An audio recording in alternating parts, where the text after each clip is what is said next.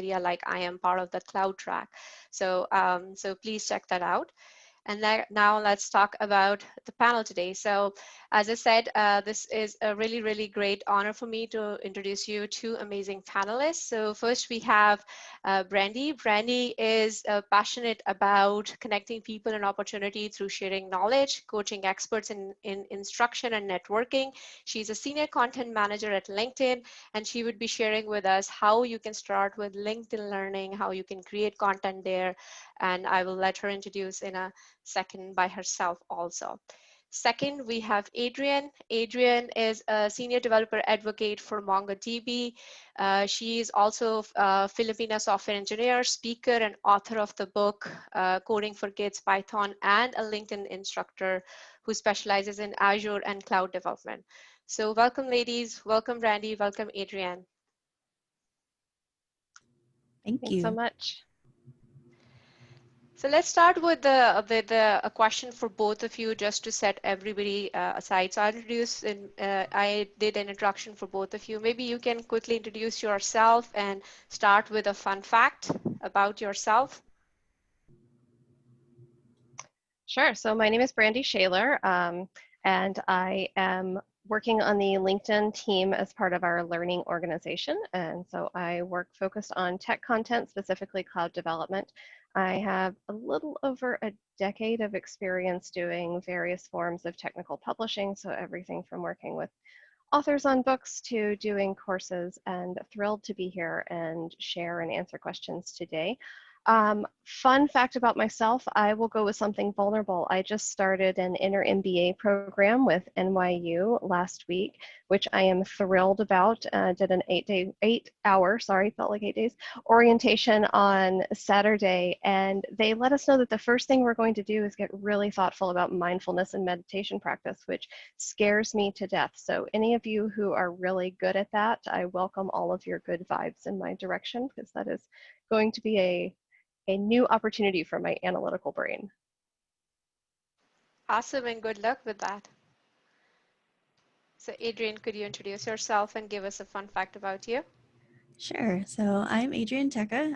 Aside from all the things that Muazma has said about me, which are all true, I also like to play a lot of video games. And one thing that is new for me is I've just recently started streaming on Twitch, both for programming and for gaming.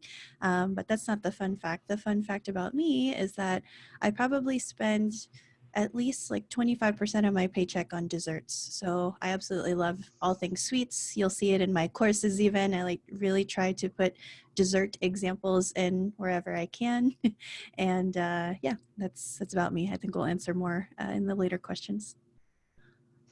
Awesome, thank you. You and I will be best friends because I love dessert. So Yes. that's great. So let's start with the panel, the questions. And the first question which I have for both of you is, what are the benefits of creating online content, and why should someone be interested in it? So maybe we can start with you, Brandi, and then we can move to Adrienne on that question. Sure. I think the biggest thing that I often find, particularly those that work with us feel, is that it really helps establish your platform and increases your reach. So it also establishes your authority on a topic. So just adding your voice out there kind of shows that you are in the game about it, that you're someone who has a voice and an opinion about something and can be a conversation starter and a leader. But I think Adrienne is an amazing example of how publishing online content can really change the trajectory for someone around their reach and platform. So I feel like those are kind of the two big things that I feel like make a big impact on folks. I can definitely attest to that fact. So I started out as a software engineer, and I was happy solving the problems, meeting my sprints and whatever, but I would always see a bunch of other content from other people. And a really big part about that I did not like was that it seemed that there were no content geared towards women, or even seeing people that looked like myself in the fields that I wanted to see, whether that was blog posts or conferences, talks, technical talks, video courses. It's not like there are none, but it's very difficult to find. And so that kind of jump-started my thinking of what can I do to help kind of change this. And I started out creating content on Instagram, which, you know, at that time I wasn't really setting out to be an influencer or anything like that. I just wanted to say, hey, I exist, and maybe there are other women on Instagram who are also in the technical field who want to share their journey. And so I started doing that, started trying to teach technical concepts on Instagram, which is kind of difficult to do on a photo platform, but you have the carousels, so we kind of make use of that. And there actually is a dev community on Instagram, which is really awesome. We're all very supportive of each other, and we really try to help each other learn. So to go from that to now where I am, I would say a large part of that is putting myself out there and putting content out there for people to find me. I almost think it's like a passive way of networking, and for me, that's great because I am not an extrovert by any means. I don't like making small talk at conferences and trying to say, hey, you know, how do we mutually help each other? But having that kind of content out there, having a place to show your work and just having it be out there in the wild is a much easier way for me to show what I can do, show what I'm capable of, and then have actually people contact me to do other things. So I can definitely attest to the fact that a big benefit of that is just opening a lot more opportunities for yourself, even if it's not directly related to what you're doing as a day job. Great. Yeah, thank you for sharing like the benefits and why somebody would do that. So, Adrienne, I have a follow-up question for you. Could you describe us your first experience of creating online content and how did you decide that you wanted to go and do that? Absolutely. So I already shared the Instagram stuff, but I knew that when I was getting more and more people following along, they would always ask me, "Oh, are you doing any kind of YouTube channel?" And stay tuned. That's been like a work in progress for like 5 years now. But but I always thought about doing some sort of video content because you know, Instagram is great, but it's not necessarily the best teaching platform, especially when you're trying to teach certain concepts. Video is always better. And so luckily, right around that time, I found I am subscribed to the Women Who Code newsletter, which is awesome. And by chance, one of the ones that I got that week had a contract position open for a, I believe it was cloud development instructor, is what it said. And so, of course, that piqued my interest because that's something that I have skills in. We just finished doing that in my last job. We were very heavily involved in moving our platform fully over to Azure. So I said, let me just check this out and see what this is about. It also helps that it as another income stream for myself because it was a contract, right? And so I reached out. That's where I met Brandi, and she walked me through the whole process of what it was like to, you know, create a course for LinkedIn Learning. It was at that time, I believe we were looking to fill in some more content around cloud. And I said, well, this is what I know. This is what I can provide. And we went through the whole process. You know, I had to write a script out. I had to do a full sample video to show, you know, what are my skills at, and what are the things I can improve. And there was a lot to improve. It's like a baseline knowledge check to make sure that, you know, you're able to fulfill those requirements. Everything else, like, you know, being happy when you speak, because that comes across in voice, and all the other things, they will definitely help you out with that. And so my first experience, to summarize, it was one of the best experiences I've had with LinkedIn Learning, because before, when we were still able to travel, it was, I don't know how to describe it other than awesome. So once you've done all the work of creating your course and scripting it out, making sure if you have storyboards, those are all laid out, you do all the work there. And then when it is time to record, we do fly out to the LinkedIn Learning Studios. And I just get to go in there and meet all the people who are just so like knowledgeable and happy and really love their craft. And it was really nice to be a part of a group like that. My first producer was Stephanie Gerald. She was awesome. She helped me through everything. I was super nervous at the time. I'm like, oh my God, this is legit. You know, it's a full production studio. But she really walked me through and made sure I was able to create my course as best as possible. So little tidbits there.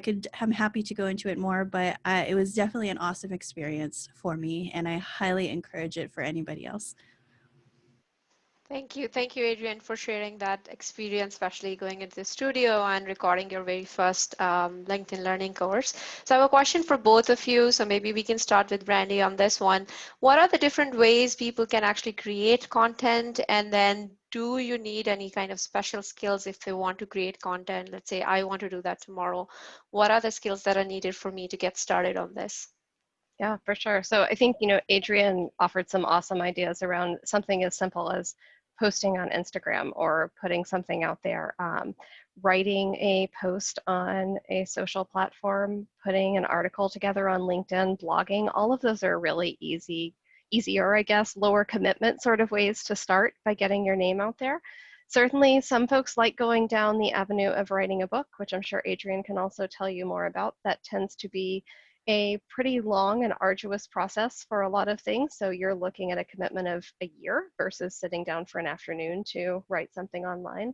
And then video training is something that a lot of folks have really enjoyed. I think for the video side of things, the things that we find the most important, two things, Adrienne will probably be having flashbacks as I say this, but saying why, being able to offer that experience, that vulnerable experience of where you have had missteps. I often tell instructors, we want you to share everything that got you to where you are so that everyone watching your course can start from there and they don't have to start where you were and they can go make their own mistakes and get someone else a little further. And so I think bringing that kind of why you're doing, what you've learned over time, why you're making the choices you are in a dev space are really, really important. And the other big skill that I stole this phrase from my boss, but is a generosity of spirit. So I find people who really excel at this are those who just really love sharing knowledge. And it may not be that you are an extrovert by nature, but you definitely gain energy from sharing and giving back to others. And I tell people, even if you're someone who a junior developer comes over and has questions for you, even if you're like, oh, again, I'm explaining this thing again. Those are great things to teach courses about. But if you feel filled up when they get that aha moment, I think doing coursework or publishing is a really good avenue for people. Great. So Brandi certainly touched on a lot of great points for video. I can talk about, there's so many different ways to create content. Now in my job as a senior developer advocate, we're actually being put to the test and how many ways we can create content. So yes, I'll say this: do something, start out with something that you feel is fun for you. So some people like to really write, so then you can look at publishing your own book, or maybe doing even an ebook if you don't want to go so far as to, you know, go with a full publishing company. And that's becoming more prevalent too. I myself am considering self-publishing, which is basically writing a bunch of docs and then putting it on one of these platforms to either sell or to share with everybody. If you like video content or, you know, producing video content, certainly LinkedIn Learning is the way to go. Creating online courses, creating YouTube videos that teach a certain concept. There's a lot of stuff that goes in there too. And I think part of the reason I've been so afraid to start is it can get very overwhelming because there's a certain standard that I'd like to push for myself in terms of what kind of content I create. But as many people that I've spoken to already, they're like, just ship it, just do something, because the first thing that you're going to create is going to suck, or at least it's not going to be the way that you want it to. But if you don't ever start, you're never going to learn the nuances of, you know, for example, for me, creating a YouTube video, what kinds of things work, what kinds of things don't, how long does it take me to capture B-roll or do a screen capture or a live coding demo. All of these things I'm not going to know because I'm just sitting here thinking, oh, it's not going to be perfect the first time. So that's another avenue. Instagram was very, I would say, lower effort way for me to get involved with that. So that's a different way to do something. There are the other thing that is also kind of new is Twitch streaming. So that is, I think I find myself way more naturally engaged in Twitch streaming because there's a more interactive way to communicate with the people via the chat. So that's another way that people are creating content. And it doesn't have to all be gaming. In fact, on the MongoDB Twitch channel, that's what we're doing right now. We started this new series of how to create a game with MongoDB and Unity. And every Wednesday, my coworkers and I, we're going through everything. You know, we don't have set code samples that we just copy and paste. You see everything. You're like, I have no idea. Google it. Like, I don't know how this works in Unity. What is this? What it's doing? We show you all the errors. We show you all the mistakes. We show you us not knowing something and working together to kind of learn together. And that was the whole point. So if you're interested, definitely check that out. But Twitch streaming is another thing. It can be very scary because, you know, it is live, and I know myself, I do not like it when people look over my shoulder when I'm coding or doing anything, because I don't know, I just feel like maybe I'm expected to immediately know all the syntax right away, but that's never the case, right? When you're working for real, you're going to Google something, you're going to look at Stack Overflow, you're going to reference things, and that's completely fine. That doesn't make you a less than or not a real developer or whatever, which I think a lot of people worry about. But so yeah, there's so many avenues. Just find something that looks interesting to you or something that you feel would be really fun. And I think starting from there will naturally lead you to a path of maybe creating other content. Yep. Thank you so much for sharing like the different platforms, how you get started, and then they really like the advice that just start with something which seems more natural to you and then see where it takes you. And also love the comment about giving back from you, Brandi. I think that's something a lot of us, like as we grow senior in different levels, we kind of forget about that. So I think that's something really, really important. So I have another question for both of you to kind of understand, like, what are the questions as a content creator I should ask the publishers? Like, what should I know about that? How do they pay me? How does that work? If you can go into more details about that, and what should I know before I start doing this? Yeah, I'd say definitely don't hesitate to ask the question, what's the compensation for this? That is something I find, if we're being blunt, men never hesitate to ask me on a potential author call. I will often have to bring it up when women are reaching out on calls. So don't hesitate to ask that. If you are doing, if you're doing a blog, sure, you're just giving back if you're posting to a social media platform.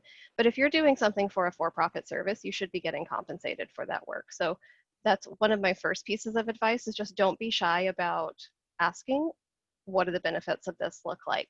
The other things I would look into are, what's the reach of the platform you're going to go with? So different places have different reach, and you want to make sure that that works for whatever your goals are. So if you're just thinking about getting into something that's pretty localized and you want to just focus on that, that's totally fine.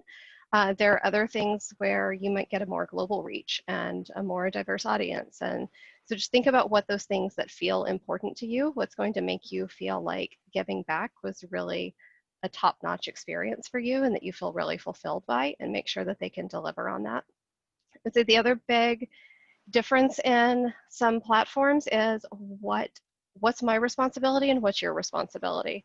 And that can vary a lot from place to place. So in the instance of a video course, you can have some places that expect you to pick your topic, do your outline to get by yourself, do your scripting, do your recording, do your editing, and come in and hand a finished file to just post. And that's one model. The other model airs on the other side of that. That's kind of where LinkedIn is more on the side of where we have folks who are partnering with you at every step. And so I find that's really useful to people who maybe haven't had as much experience doing this, or frankly, you're just really busy. And so you don't need to be a subject matter expert and a graphic designer and an instructional designer and a video editor. You can let other people take that off your plate. So I think those are kind of the big things that, to know what you're getting into early on, kind of knowing about your compensation, knowing about your responsibility, and knowing about your reach. Great.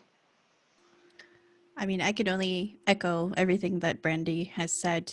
From the creator's perspective, this is something I always ask, because not only having a full-time job, my time is very, very limited. So being sure that I know that what is expected of me, deadlines, making sure I'm going to get compensated for this. It is work. It's extra work that you're doing, making sure that is on the table and nothing is fishy around that either.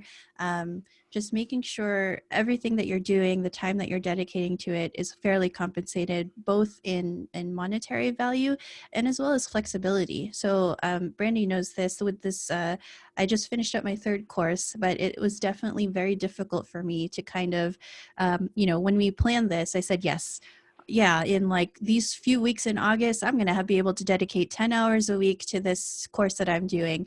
And life happens, work happens, priorities change. I have meetings all the time. The time that I thought that I had just was gone. And by the time that I'm done with all that stuff, I'm just tired at the end of the day. So I know that I'm not going to do my best work. I don't want to force out the content for this course just because I needed to make these deadlines. So within reason, at least with LinkedIn Learning, one thing I very much appreciate is that the producers I work with, I'm just honest with them. I say, look, I know I said I would do this and have this ready, but I just was slammed this week. I'm not feeling great this week. Whatever it is, honesty is the best policy. And usually you'll find that the people that you're working with, whatever the other party is and whatever content you're working on, if they're flexible enough for you, that's, for me personally, that's something to look out for. And it's one that you would want to continue building a relationship with, because we're all human. We're all going through a lot. Everyone's going through a lot right now. And so if they can't give you that kind of flexibility, then I don't think it's, at least for me, it's someone that's not really working with, or a company that's not really worth working with. But yeah, I think that would be the most important thing for me, especially now with time management and everything happening. So, but also echoing everything Brandi said, because those are certainly things you should look for as well. Great. Thank you for sharing both of you, right? Especially the compensation piece and also like the flexibility. Those two resonated with me. And of course, they're really great points.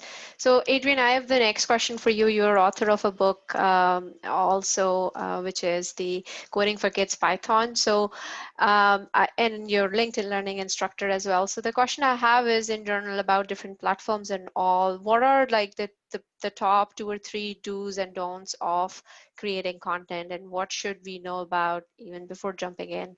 And even if you have started off with something, like what are the top 2 or 3 things that you think we should know about?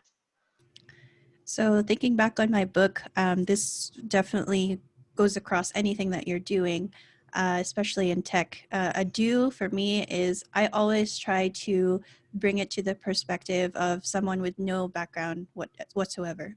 So obviously caveat, if you're doing something a little bit more technical or you expect them to have that knowledge, feel free to use acronyms and all that. But even then, it's still worth it to spell out those acronyms. So to be more concise, really know the audience that you are creating your content for. With the book that I created or wrote, these are geared for kids 10 and up, or any adults, anyone who doesn't have programming background. And for me, that was the most difficult part in creating that, was because you don't know all of the knowledge that you've assumed up to the point you are in your career. And for me, when I was writing about how to create a loop in Python, for example, there was a lot of ways that I explained this that assumed that you were a programmer, that you already had some kind of programming knowledge. And so it took me more than a couple of retries to rewrite what that was, because I'm explaining it to an audience, someone who's eventually going to read my book that doesn't have that background. And I tried to take that with me in everything that I do.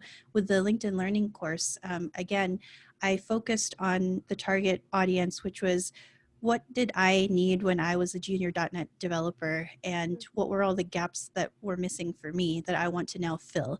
And for the first course I created, it was, everyone teaches you how to code. You can pick your language and you'll have millions of tutorials in any format that you'd like. But the thing that was missing for me is, all right, so I built this thing. What do I do with it?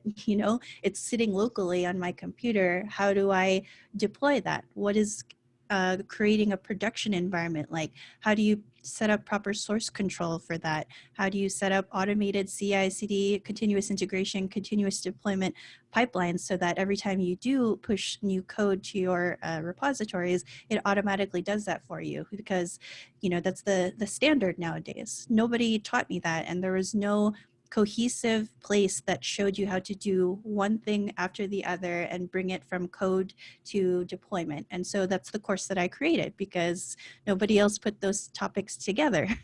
So a really big do is focus on your audience and really put them at the forefront, because then all of your decisions in how you write, what you create, what visuals to use, they all fall from that perspective and that audience perspective that you're going for.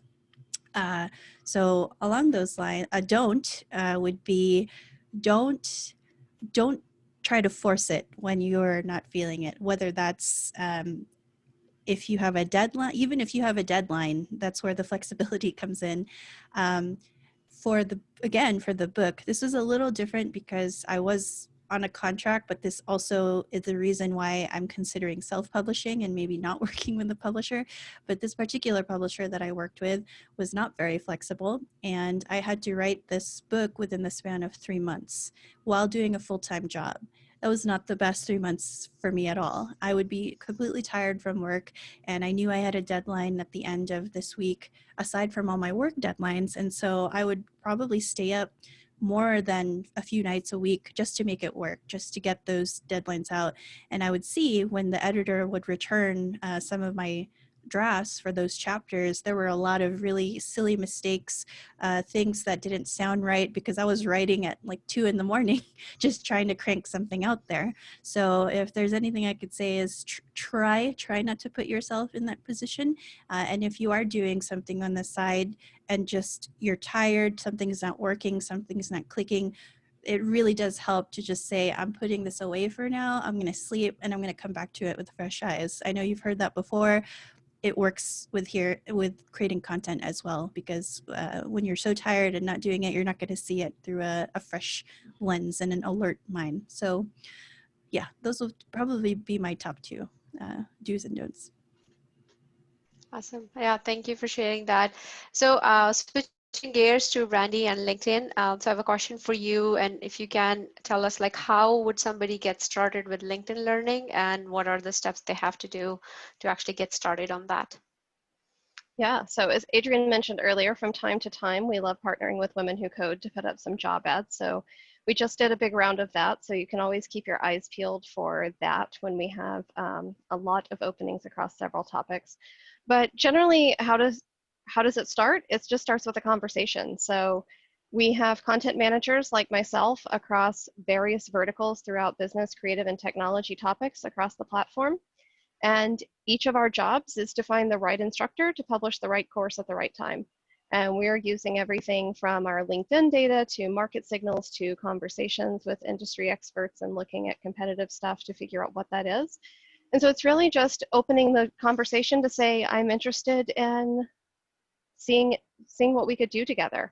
As Adrienne knows probably very well from doing a book versus doing an online course, when you're doing a book, a lot of times you need to take a publisher an idea, and you need to walk in the door with, this is what I want, and here's who it's after, and this is why I think it's needed in the market. And we work a little reverse of that, because what we really want to do is create relationships, and I think Adrienne's an amazing example of that. What we want is to be sitting 2-3 years later still talking about what are we going to do next together. And so our first conversations are really more around, do you have the kind of style and passion for teaching that's going to resonate with our learners? And then from there, we take you through doing a sample video process, and then you become an approved instructor. And it's at that point that we turn the conversation to, here are the courses we have, here are the courses we're thinking about, and here are your skills and expertise and passions, and where can we find a fit for that? And sometimes those conversations are driven by us, by me saying, we really need this, and it's a great fit for them, and it's perfect. And sometimes there are conversations where a potential instructor or a subject matter expert is coming in and saying, yeah, Brandi, you're totally missing the mark here. Like, those are great ideas, but if we don't do this other thing that everyone's struggling with, then none of those are going to fly very well. And so we try to make that a really collaborative discussion. Things try to be pretty collaborative. Hopefully we hit the mark there throughout the entire process. So first step is having a conversation with one of us as a content manager, and then we start scoping out a course. We do that together as well. So it's an iterative, collaborative process. And then after contracting for something, we have producers. Adrienne mentioned working with Stephanie earlier. Our producers are all instructional designers, so they work for us full-time doing tech courses all of the time. So you're speaking with someone who understands tech, and they also understand instructional design and learning. And they're coaching you through everything from scripting to the course creation process to helping interface with graphics and assets and getting you everything you need so you can really focus on delivering your expertise and not worrying about being an expert in all of the design and editing aspects of a course.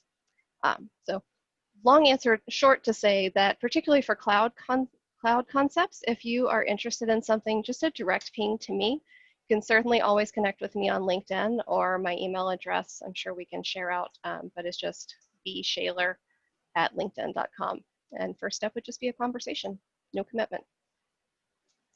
Awesome. Thank you so much for walking us through the end-to-end process. I do have a follow-up question for that. How long is this end-to-end process, and does it varies by the course that you're creating, or it could be different in different like domains and stuff? Yeah, it can totally vary, and I'll ask Adrienne to keep me honest here, but what we're typically telling a new instructor is it's about 2 or 3 months worth of prep work and with about a week or so of recording time at the end. That's all considering that you have a full-time gig.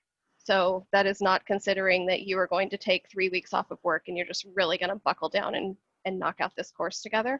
That's enough time to get from a pretty good concept of a course all the way through scripting, getting your assets ready, and then actually going through the recording process. Does that seem fair, Adrienne?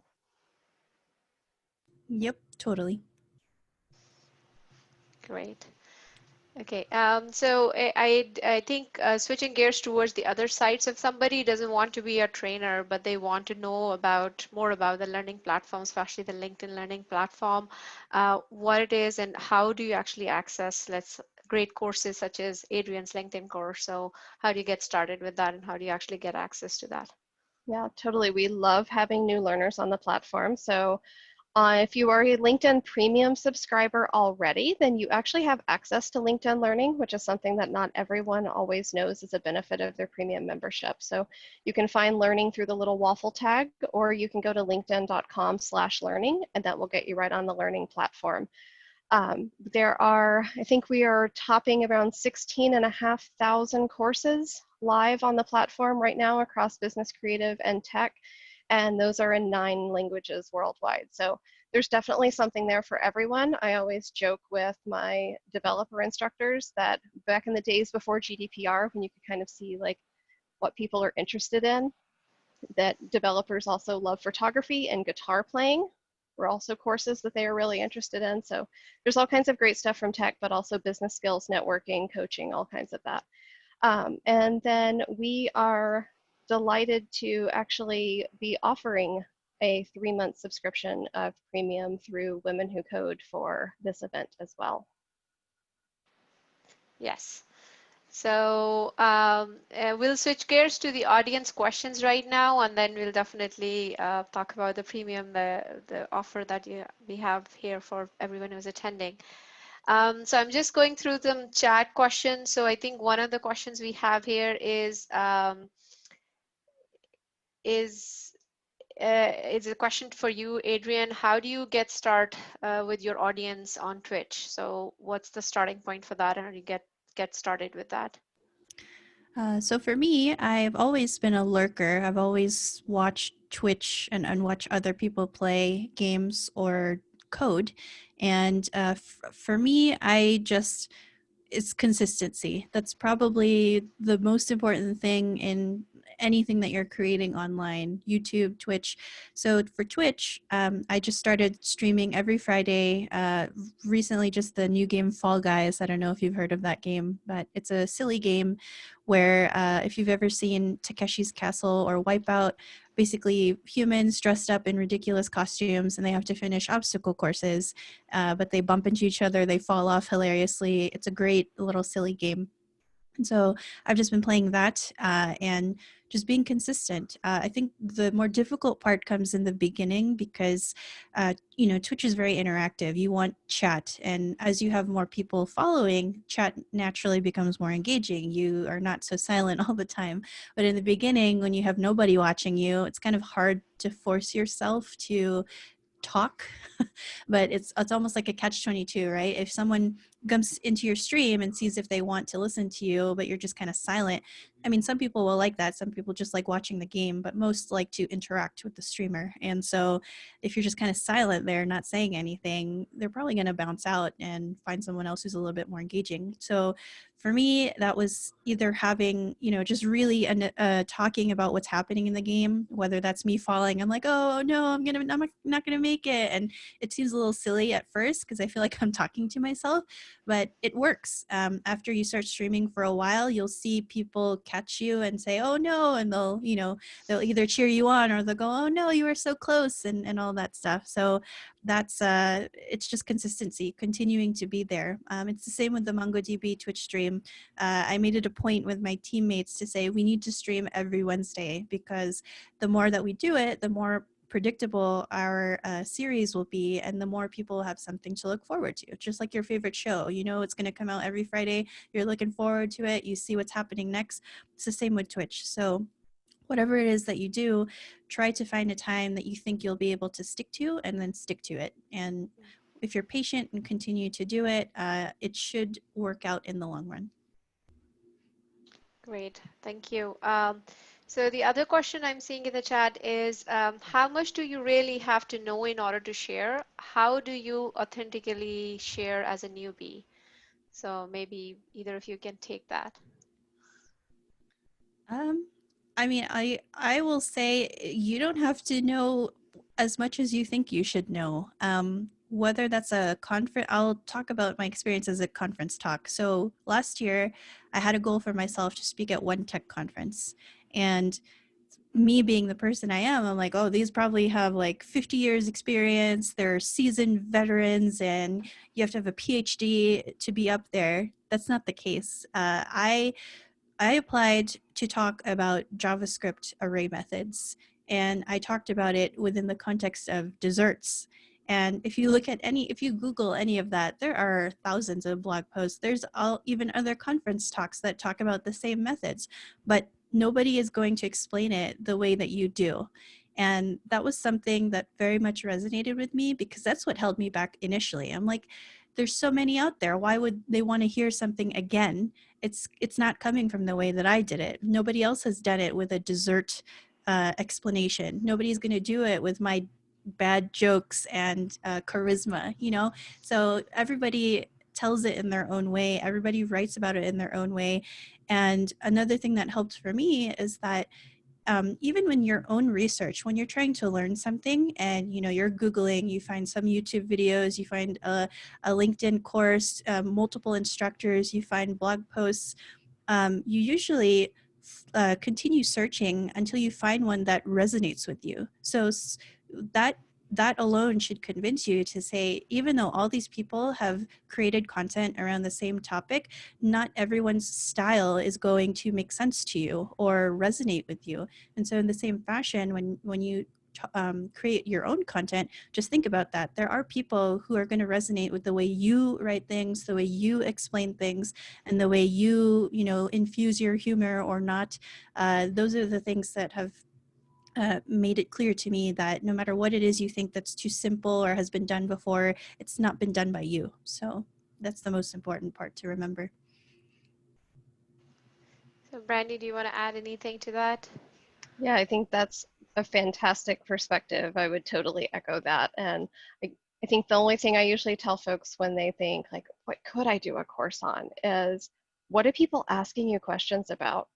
Are people pinging you and are you explaining stuff? And are other people coming and asking you about that same area? Because if so, you probably have a lot more expertise than you imagine. And I think, like Adrienne said, the hardest thing is just realizing, one, not anyone knows everything about anything, particularly in tech.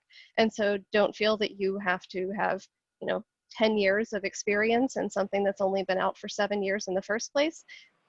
just if people are coming and you can explain things in a way that resonates with people, then you definitely have added value to share. Great. So a question for you, Brandi, I think it's probably related to LinkedIn, or maybe if you know outside, we can answer that. Is that, are you compensated for the time you're developing the content or just when filming? Yeah, so for our particular model, we are a royalty-based system. So there is the compensation kind of spans across that. I think it's pretty standard that you can ask for advances against royalties at most places. Some places probably operate more on a grant perspective. A lot of places in publishing across book, video, several mediums are more royalty-based. Got it. So then I think the next question we have is how to have an approachable language when teaching? So how do you make sure that the people on the side you're approaching, because it's behind a screen? One of the biggest things that we coach instructors on is you have to show up at 150% of your normal voice, which feels crazy. But if you think about someone not being able to get any of those cues from your body language or your face, that having that extra energy in your voice is really, really important.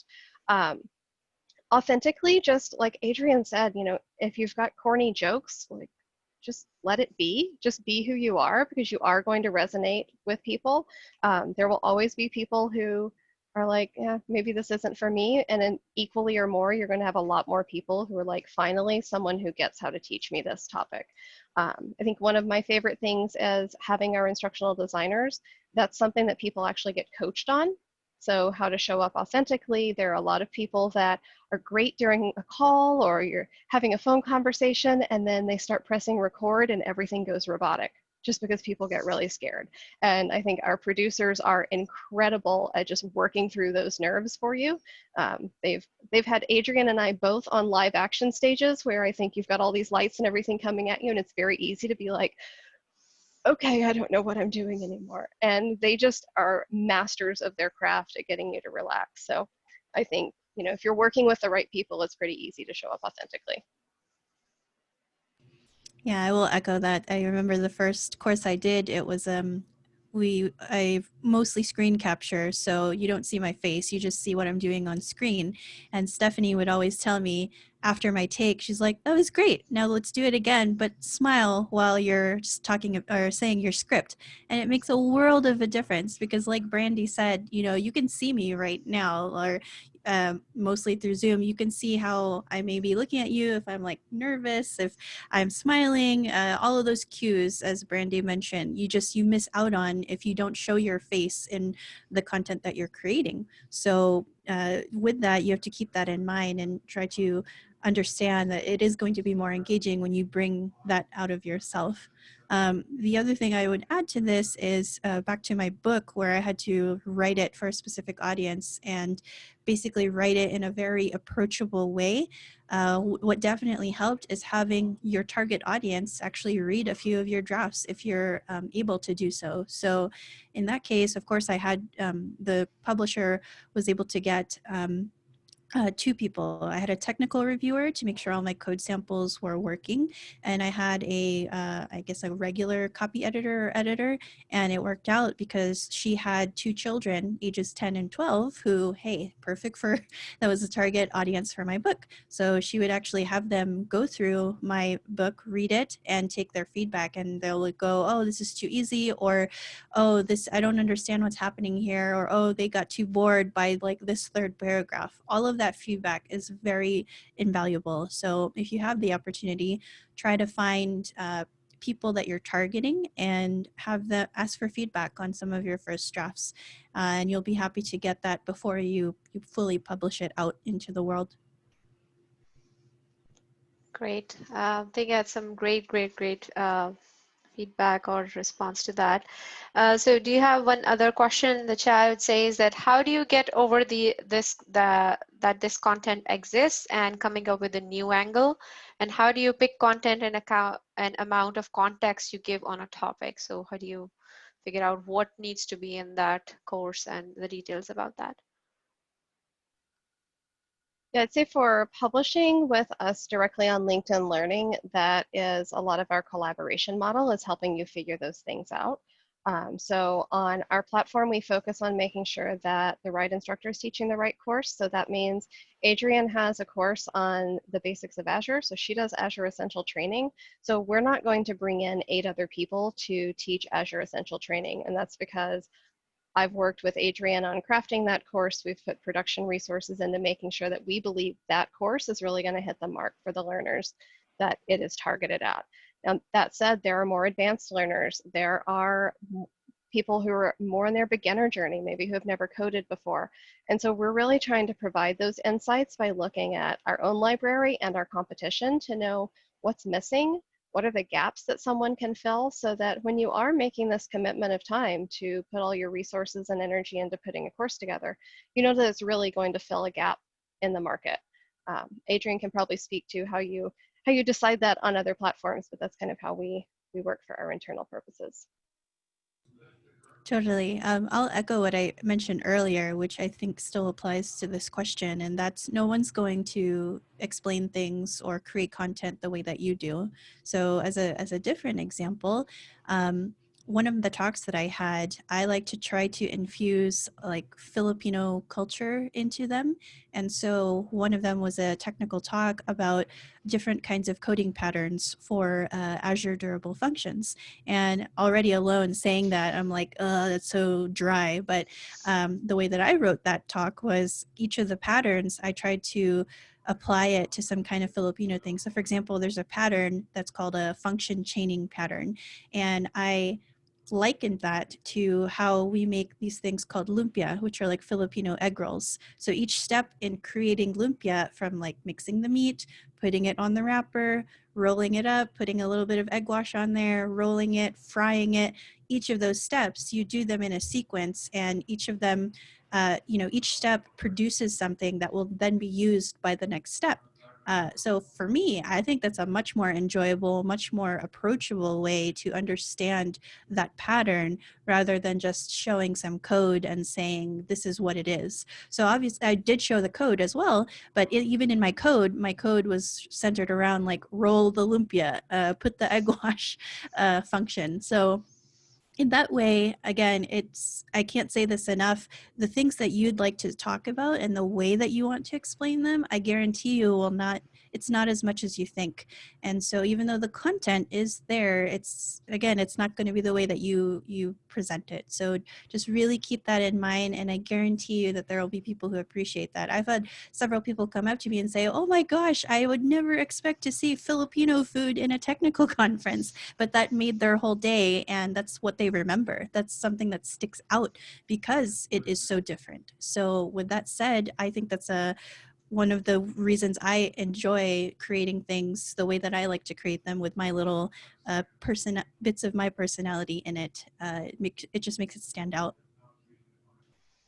Great. I think that's some great advice. And I think having that personal touch or adding stories or making it fun or approachable, I think it makes it more approachable to a lot of audience. And that's the part that they remember the most as well, right?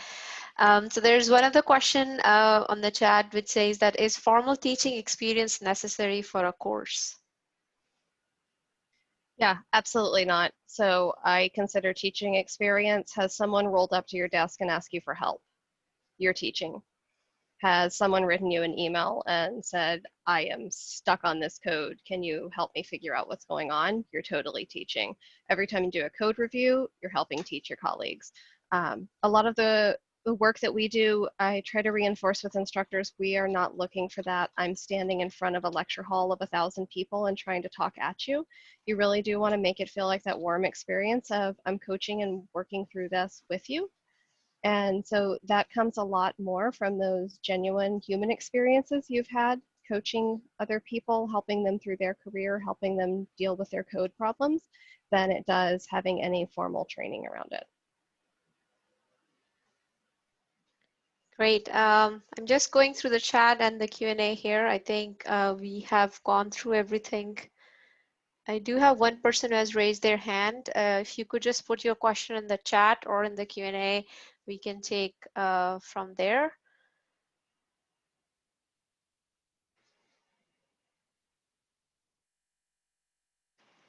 Okay, no more hand raising. So, so if you can get back the slides on Brave, that would be helpful. So that's great. So these are the different ways you can reach out to us. This is our social media on Facebook, Twitter, and Instagram. Follow us, join the Slack. We have several support over there. They're awesome leads. Beyond the cloud one, we have other tracks as well, so do check them out. And the last part would be, so everybody who's here in the call, you'll get 3 months of LinkedIn Premium. So woohoo! You'll all get the codes for LinkedIn Premium in your email, and you will get that in next couple of days. So watch out for the email with the email that you registered. That's the one you'll get the code. So everybody on the call gets 3 months of LinkedIn Premium. Thank you, Brandi, for making that happen for all of the Women Who Code community and everybody who's joining us today. So I'll just have last 5 minutes, maybe talk about any closing remarks, anything that you want the audience to remember after this, anything that you want them to kind of follow up on, key takeaways. For me, the key takeaways for today's session was be authentic, be yourself, start with something, and then reach out to people like you if you're really interested in LinkedIn course, or just start with somewhere and see what's your passion, where you want to start sharing knowledge. And if you already have that, I think that's a good starting point. That's the time to actually start sharing on some kind of online media as well. So maybe Adrienne, if you want to share some last words, any key advice, anything, I think that would be great. Absolutely. So creating digital content is definitely something that will benefit your career. I can attest to that. I started posting on Instagram. That got me noticed by the publisher to help me write my book. I wanted to put myself out there to create to talk at one technical conference. And I did that. And that eventually ended up getting me my job at MongoDB, because some people that I've met before saw what I was doing and said, hey, we think you're doing a great job. How would you like to do this job? So all in all, every time that I have put myself out there via the forms of creating this kind of content, it has always benefited me in some way, whether that's monetarily, exposure, or other opportunities. I highly recommend doing it for yourself, because we need more people sharing their knowledge the way that they do it, and it will help everybody, not just yourself, but other people who resonate with the way that you explain things. So please, please, please have at it. Even if it's just one Instagram post, start there. You'll eventually find your way to the types of content that you will love creating. Thank you, Brandi. Yeah, I totally echo what Adrienne said. Just give something a shot if you are on the fence. If you're even thinking, I mean, the fact that you're here means that you feel like you could have something to add. And I will imagine that all of you do have something that you could add to the conversation. So whether that is just challenging yourself to do a post on somewhere social tomorrow, or talk about a project, or sign up for a digital conference, or reach out and have a conversation about doing something a little bigger, then definitely just take that, whatever the right next step is for you, and don't be afraid to give it a shot. Awesome. Thank you so much again. I'm really, really, really, I think the session, everything that you shared today, it was really relatable. And all the folks that are here, congratulations on the premium. And again, thank you so much, Brandi and Adrienne, for sharing your knowledge and letting us know how to get started. Go to this if you all want to know more about our future events. This is our events page where you can find more about our upcoming events. We have a great study group going on about AWS certifications. If you're interested in that, please definitely join that. And again, thank you so much for all of you to be here. And again, really, really grateful for our panelists, Adrienne and Brandi, for sharing your knowledge and giving us codes for LinkedIn Premium as well. So thank you, and hope to see you in our next event. And have a good time, have a good afternoon, good evening, good night, and we'll see you in the next event. Bye.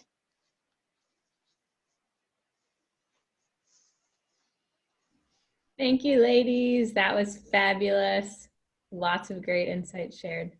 I'm going to go ahead and stop our session, and I will chat with you all later on. Thank you. Bye. Thanks. Bye. Bye.